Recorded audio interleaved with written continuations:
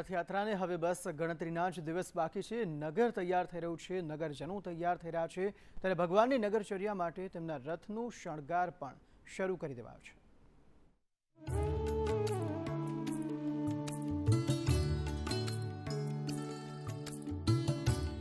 અમદાવાદના આંગણે રૂડો અવસર આવવાનો છે। પ્રભુ જગન્નાથ નગરચર્યાએ નીકળવાના છે।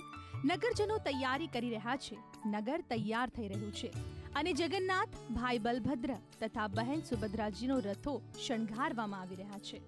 આ રથની ઊંચાઈ તો લગભગ 16 ફૂટ છે, એની લંબાઈ છે તો લગભગ 12 ફૂટ છે, પહોળાઈ લગભગ 10 ફૂટ છે અને એની ખાસિયત તો એના 3 ટન વજનનો રથ હોય છે। ભગવાનને ગમે જેવા લાલ, પીળા, કેસરી, લીલા, કાળા સિવાય બધા કલરો લગભગ વાપરીએ છીએ અમે, પણ જે રથ દીપી ઉઠે એ પ્રમાણે રથનું કામ અમે કરતા હોઈએ। જગન્નાથ, બલભદ્ર અને સુભદ્રાના આ રથો 64 વર્ષ જૂના છે।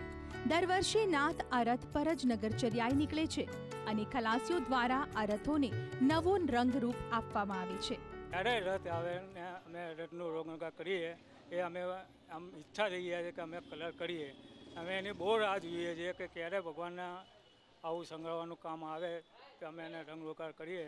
આ રંગરોગાર મેં અમે 4-5 કલર વાપરીએ છીએ, વ્હાઈટ, બ્લુ, ઓરેન્જ ને લાલ કલર। એમાંથી અમે અલગ અલગ કલર બનાવીને અમે રંગરોગાર આમાં કરીએ છીએ। રથોને અંતિમ ઓપ આપવામાં આવી રહ્યો છે અને ખલાસીઓ રથયાત્રાની શોભાના શણગાર સાથે ઉત્સાહનો રંગ ભરવામાં તલ્લીન થયા છે।